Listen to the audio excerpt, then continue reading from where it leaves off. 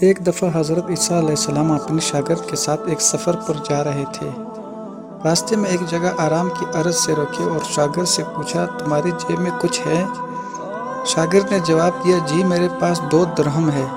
حضرت عیسیٰ علیہ السلام نے اپنی جیب سے 1 درہم نکال کر شاگرد کو دیے اور فرمایا، یہ 3 درہم ہو جائیں گے، قریب ہی آبادی ہے، تم وہاں سے 3 درہم کی روٹیاں لے آؤ۔ شاگرد چلا گیا اور راستے میں واپس آتے ہوئے سوچنے لگا، حضرت عیسیٰ علیہ السلام نے تو 1 درہم دیا تھا اور 2 درہم میرے تھے، جبکہ روٹیاں 3 ہیں، ان میں سے آدھی روٹیاں حضرت عیسیٰ علیہ السلام کھائیں گے اور آدھی روٹیاں مجھے ملیں گی، لہذا بہتر ہے کہ میں 1 روٹی پہلے ہی کھا لوں۔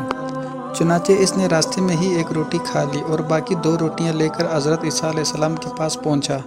حضرت عیسیٰ علیہ السلام اور شاگرد نے جب کھانا کھا لیا تو حضرت عیسیٰ علیہ السلام نے شاگرد سے پوچھا کہ 3 درہم کی کتنی روٹیاں ملی تھی؟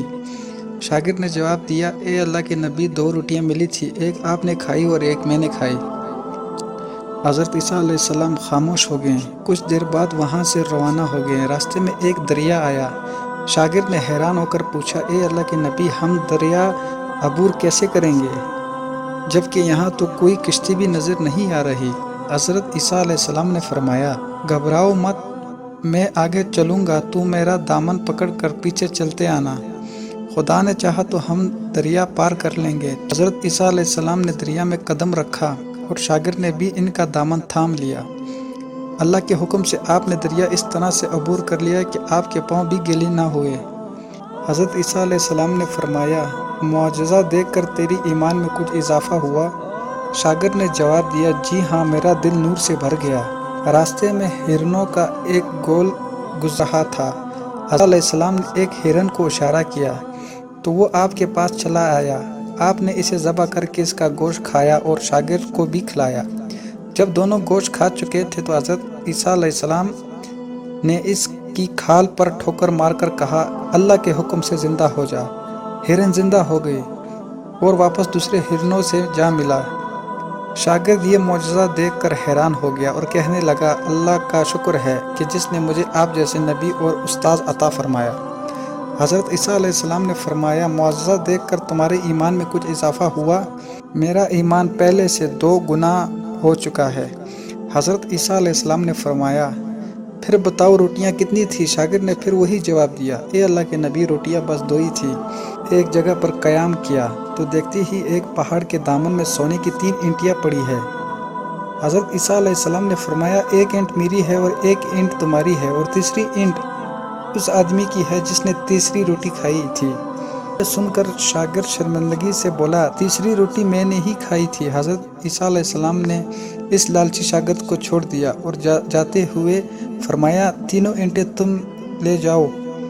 یہ کہا کر عیسیٰ علیہ السلام وہاں سے روانہ ہو گیا۔ اب لالچی شاگرد اینٹوں کے پاس بیٹھ کر یہ سوچنے لگا، انہیں کیسے گھر لے جایا جائے۔ اسی دوران کچھ ڈاکو وہاں سے گزر ہوا۔ انہوں نے جب دیکھا کہ ایک شخص کے پاس سونے کی 3 اینٹیں ہیں تو انہوں نے اسے قتل کر دیا اور آپس میں کہنے لگے کہ اینٹیں 3 ہیں اور ہم بھی 3 ہیں، لہذا ہر ایک شخص کے حصے میں 1 اینٹ آئے گی۔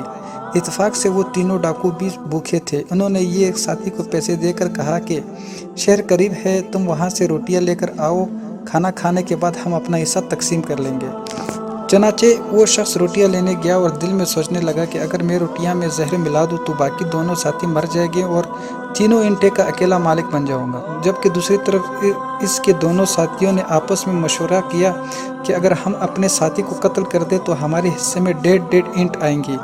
جب ان کا تیسرا ساتھی زہر آلود روٹیاں لے کر آیا تو انہوں نے منصوبے کا مطابق اس پر حملہ کر کے اس کو قتل کر دیا۔ قتل کرنے کے بعد انہوں نے خوشی میں سوچا کہ اب کھانا کھا لیں، ہمیں کھانا بھی زیادہ مل گیا اور سونا بھی۔ پھر جب انہوں نے روٹیاں کھائی تو وہ دونوں بھی زہر کی وجہ سے وہیں مر گئے۔ پھر جب واپسی پر حضرت عیسیٰ علیہ السلام اسی راستے سے گزرے تو دیکھا کہ اینٹیں ویسی کی ویسی رکھی ہیں جبکہ پاس 4 لاشیں پڑی ہیں۔ آپ نے یہ دیکھ کر ٹھنڈی سانس بھری اور پھر فرمایا، دنیا اپنے چاہنے والوں کے ساتھ یہی سلوک کرتے ہیں۔